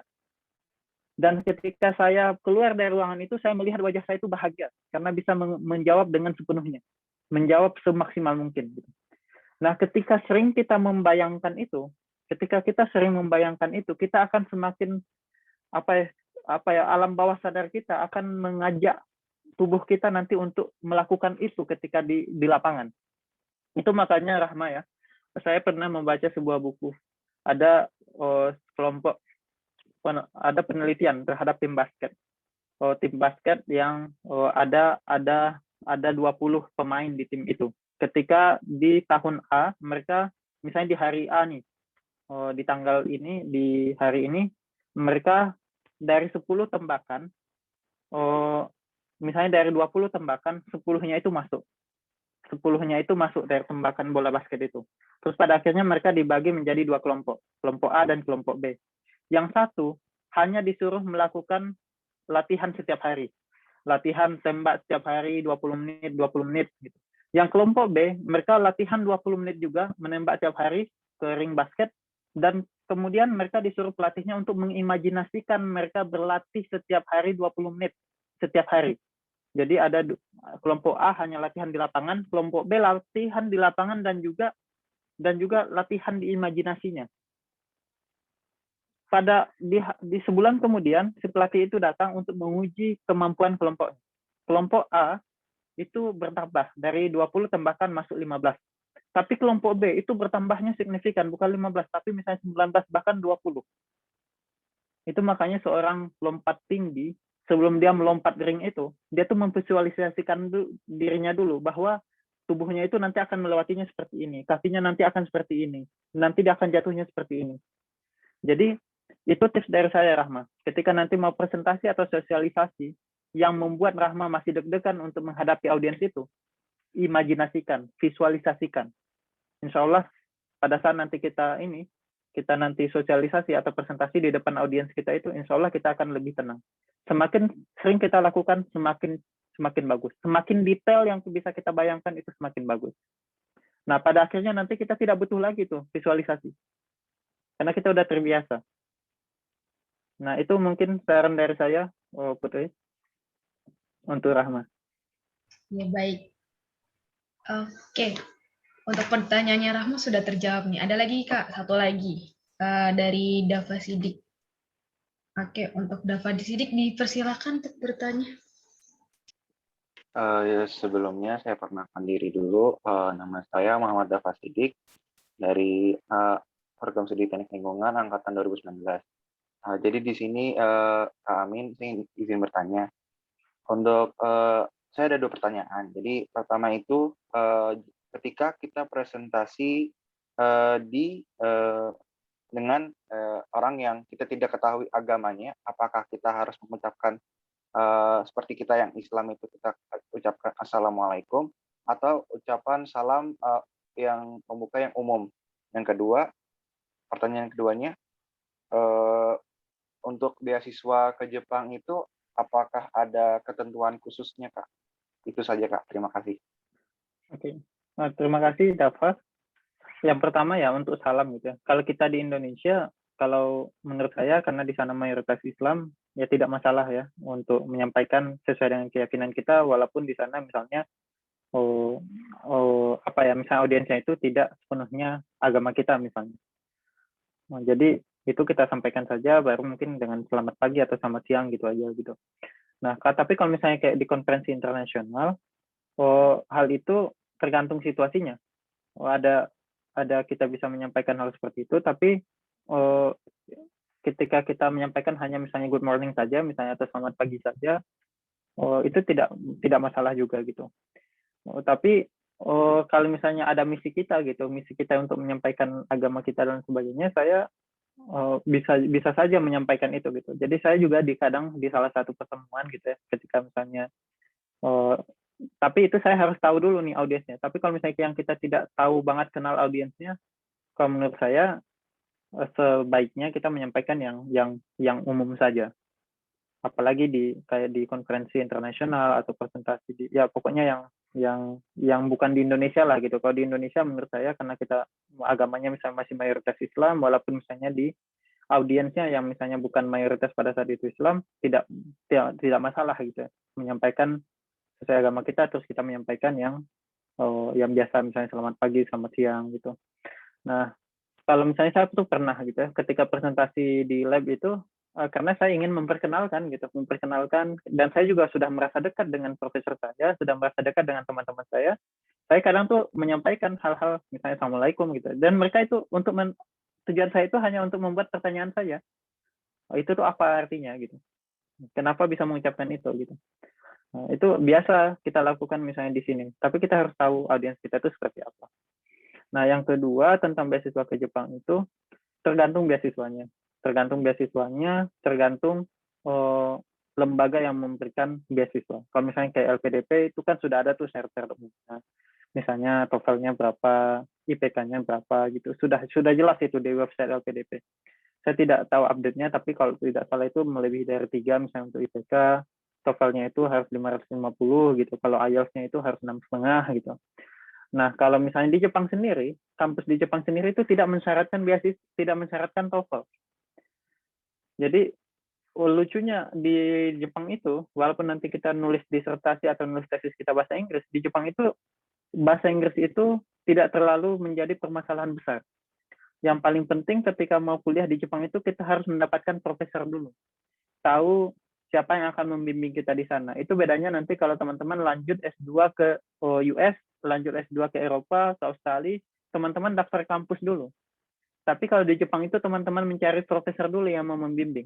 Setelah itu nanti dia mengirimkan persyaratan yang harus kita lengkapi untuk mendaftar ke universitas. Tapi kuncinya di sini, kalau profesor itu sudah menerima kita untuk menjadi pembimbing kita, untuk menjadi anak didiknya di lab-nya dia, karena kita akan bekerja di lab kalau di sini. Nanti di universitasnya itu hanya sekedar administrasi saja. Jadi kuncinya di Jepang itu adalah kita menemukan profesor. Nah, syaratnya itu kadang profesor itu hanya melihat aplikasi kita, kalau dia meminta bahasa Inggris kita kasih, kalau misalnya tidak terlalu masalah. Karena ada pengalaman junior saya gitu, dan bahkan dia tidak memiliki sertifikat bahasa Inggris untuk bisa lanjut S2 di sini dan mendapatkan beasiswa Monbu Kagakusho. Hanya pada saat itu saya suruh dia ada dia aktif di ISEC. ISEC itu UKM yang mereka bahasanya bahasa Inggris di situ. Saya hanya meminta surat bahwa dia aktif di situ. Setelah itu tidak masalah gitu, dan bahkan tidak banyak profesor yang menanyakan bahasa Inggris sebenarnya gitu kalau di sini. Nah, jadi itu tidak masalah. Tapi yang paling penting itu ketika melanjutkan S2 ke Jepang itu kita harus tahu profesornya. Itu bisa kita mencari di setiap universitas, websitenya itu ada tuh setiap profesor profilnya, bidang penelitiannya apa, dan lain sebagainya. Kita bisa melihat yang sesuai dengan bidang kita, ketertarikan kita bisa menghubungi mereka dengan email. Nanti dari situ tuh ada lanjutannya, nanti seperti apa apakah dia tertarik dengan kita, apakah seperti apa. Tapi secara kondisi sekarang di Jepang itu tiap tahun itu penduduknya menurun di setiap kota per tahun. Karena ya banyak hal, apakah tingkat bunuh diri yang tinggi atau misalnya anak-anak mudanya yang tidak mau menikah lagi, tidak mau ini. Karena itu di Jepang itu kekurangan sumber daya untuk membantu mereka dunia penelitian. Secara sebenarnya profesor di Jepang itu butuh orang untuk membantu mereka di labnya untuk melakukan penelitian. Bahkan tidak jarang profesor itu yang memberikan beasiswa kepada si mahasiswa itu. Dan itu makanya saya pada saat S3 dulu di sini, saya tuh gaji profesor saya dikasih sekitar 6 bulan, 3 bulan berjalan S3 saya, dia mencari beasiswa untuk saya gitu. Karena dia butuh untuk kita di situ gitu. Nah, dan sekarang apalagi di universitas saya sekarang gitu, program di Jepang sampai dana penelitian profesor itu dikurangin. Hanya untuk anggarannya itu untuk mengundang mahasiswa S3 dari seluruh dunia untuk datang ke Jepang. Ada di sekarang itu di kampus saya itu ada 120 untuk S3. Itu per bulannya itu sekitar 25 juta untuk uang bulanannya gitu, dikasih universitas. Hanya nanti ikatannya setelah selesai kita harus bekerja minimal 3 tahun di universitas atau di research institution atau di company di Jepang. Dan itu tidak banyak yang mendaftar, apalagi di masa pandemi ini. Itu banyak sekarang program itu. Sampai dana penelitian profesor-profesor di seluruh Jepang itu diturunkan hanya untuk anggarannya untuk mencari sumber-sumber daya dari seluruh dunia untuk datang ke Jepang. Jadi kalau teman-teman yang mau datang ke Jepang, temukan profesor, insya Allah setelah itu mudah untuk kuliah di Jepang.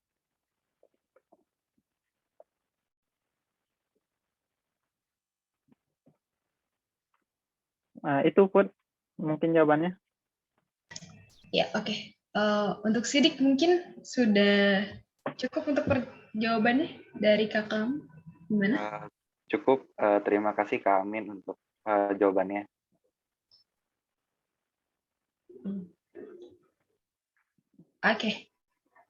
Oke, selanjutnya ada lagi nih Kak, pertanyaan dari Rahma. Untuk Rahma mungkin boleh on cam dan perkenalkan diri, lalu ajukan pertanyaannya.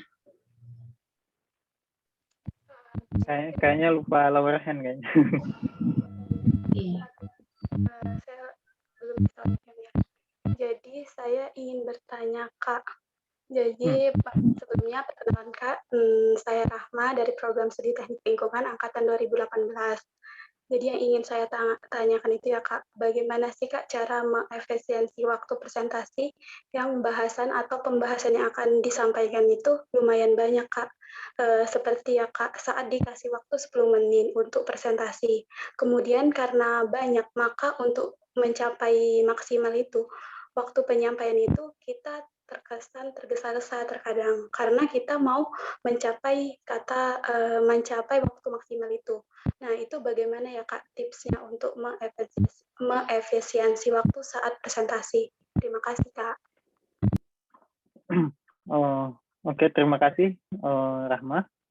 Yang pertama ya, saya bahkan kapan ya, pokoknya itu ada satu website yang bahkan dia membahas bagaimana membuat presentasi ilmiah hanya waktu 10 menit.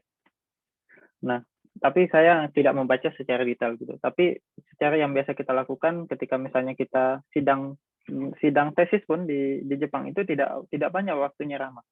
Sidang tesis di Jepang itu hanya waktunya itu 15 menit presentasi, 5 menit tanya jawab. Sidang tesis ya, sidang S2. Atau sidang S1 kalau nggak salah 10 menit presentasi, 5 menit tanya jawab gitu. Nah, di 10 menit itu bagaimana caranya dengan kita memiliki data yang banyak gitu. Itu sebenarnya kita bisa mengakali, pertama itu kita kan tujuan penelitian kita tuh apa? Menurut saya tujuan penelitian kita itu tidak terlalu banyak gitu. Bahkan paling banyak mungkin ada 5 gitu ya. Nah, kalau misalnya kita itu makanya dari awal tadi saya bilang kalau pertama itu kita harus membuat tujuan kita itu dulu clear, poinnya apa, berapa poin. Nah, dari poin itu kita akan bisa memilah-milih data yang banyak tadi yang berkaitan dengan poin hasil atau poin tujuan kita. Nah, walaupun misalnya banyak juga yang berkaitan, datanya banyak berkaitan, tapi kita pilih yang paling penting. Pilih yang paling penting, yang paling signifikan hasilnya. Yang paling signifikan hasilnya gitu. Jadi itu biasanya kalau menurut saya yang biasa itu sudah di set misalnya 10 menit dan misalnya presentasinya dia melebihi itu, biasanya itu menurut saya itu kadang dia lebih banyak teksnya atau banyak teks yang dia cantumkan di situ. Sehingga dia kadang terpaku untuk membaca teks itu. Tapi kalau misalnya kita ada misalnya sebuah paragraf, sebuah pembahasan bisa diwakili oleh satu gambar, itu menurut saya itu cukup untuk 10 menit gitu. Jadi kalau menurut saya tipsnya, pertama kita harus clear tujuannya. Tujuannya itu berapa poin.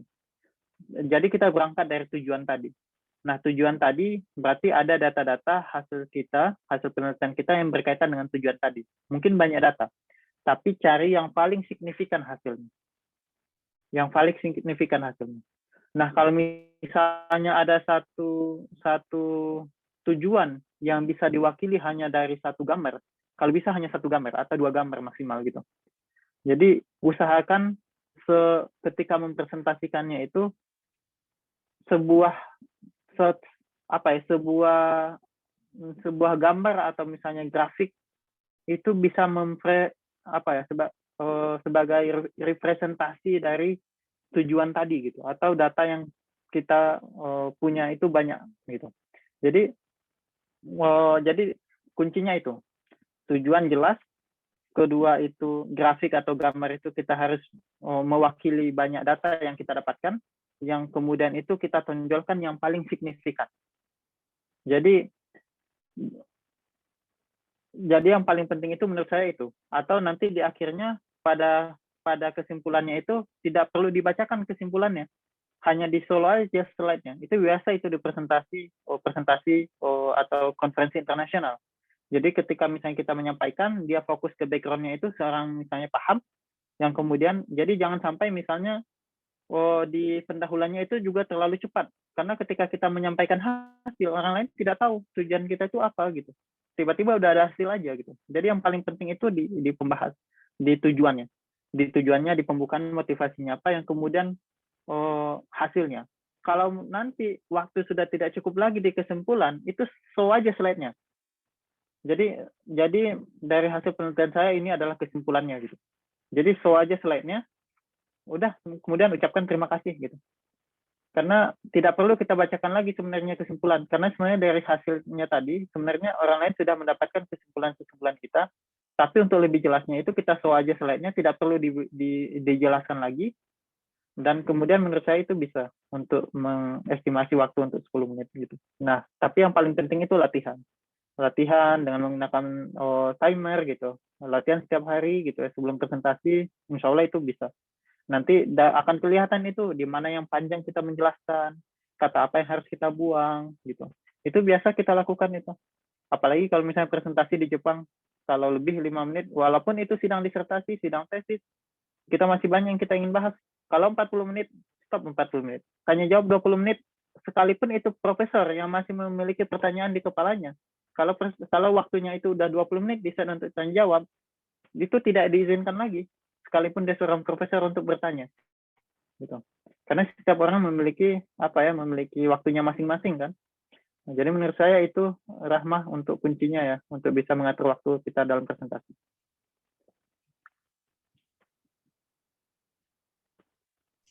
Ya, baik. Untuk pertanyaan dari Rahma sudah terjawab. Bagaimana Rahma untuk jawabannya? Sudah cukup atau mungkin? Terima kasih, Kak. Ya, baik. Setelah tanya jawab, kita sudah sampai di penghujung acara dari Studium General hari ini. Nah, untuk Kak Amin mungkin ada closing statement untuk di ujung acara hari ini? Pokoknya ingat aja, presentasi itu adalah komunikasi. Kalau misalnya teman-teman masih takut berpresentasi, bisa membayangkan ketika teman-teman berkomunikasi dengan teman-teman kalian yang sebaya gitu ya. Imajinasikan itu. Yang kedua, untuk menghilangkan nervous, bisa teknik visualisasi yang seperti saya bilang tadi. Membayangkan kita menonton bioskop, diri kita melakukan presentasi. Yang ketiga, ketika kita membuat slide-nya itu, kita harus ingat harus simple, visual, dan juga ada kontrasnya. Kalau kita misalnya mendeliverinya, kita harus fokus kepada pembukanya, orang tahu tujuannya, closingnya juga harus menarik, bahasa verbal jelas, kayak nada kita, temponya gitu ya. Yang keempat itu non-verbalnya, misalnya kayak menggunakan bahasa tubuh gitu ya, senyum gitu, eye contact gitu. Tapi yang paling penting itu ada 3 tadi. Untuk membuat presentasi kita itu menarik dan efektif ada 3 tadi. Kita harus memiliki konten yang menarik. Yang kedua adalah penyampaian, desainnya itu harus menarik. Yang ketiga itu penyampaian yang menarik. Tapi di atas itu semua kontennya itu adalah raja gitu. Jadi jangan takut. Untuk teman-teman juga yang ingin melanjutkan studi, insya Allah ke Jepang, banyak jalan nih untuk ke Jepang gitu. Apalagi yang seperti saya bilang tadi, penduduk Jepang itu semakin tahun semakin menurun, dan profesor di Jepang itu atau pemerintah Jepang itu butuh resources ya untuk membantu mereka gitu. Jadi jangan ragu untuk kuliah ke Jepang, karena di Jepang itu juga profesornya bahasa Inggrisnya itu tidak bagus banget itu. Yang penting di sini adalah kualitas kita dalam meneliti gitu. Jadi itu mungkin Putri pesan saya kepada teman-teman semuanya. Mudah-mudahan dari sini bisa mengaplikasikan apa yang sudah kita pelajari, dan mudah-mudahan nanti semua presentasinya itu bisa berjalan lancar, apakah itu tugas akhir, sosialisasi di masyarakat, atau misalnya nanti ada interview beasiswa gitu. Mungkin itu, dan terima kasih juga kepada Putri yang sudah jadi host, dan juga kepada semua sivitas akademika dari Teknik Lingkungan ITERA Lampung. Terima kasih. Oke, terima kasih kembali kepada Kak Amin atas materinya yang sangat amat menarik, yang sangat amat membuka insight kita semua nih. Jadi kalau presentasi ya bukan tentang presentasi materi, sekedar baca slide dan udah selesai gitu. Tiba-tiba udah masuk sesi tanya jawab.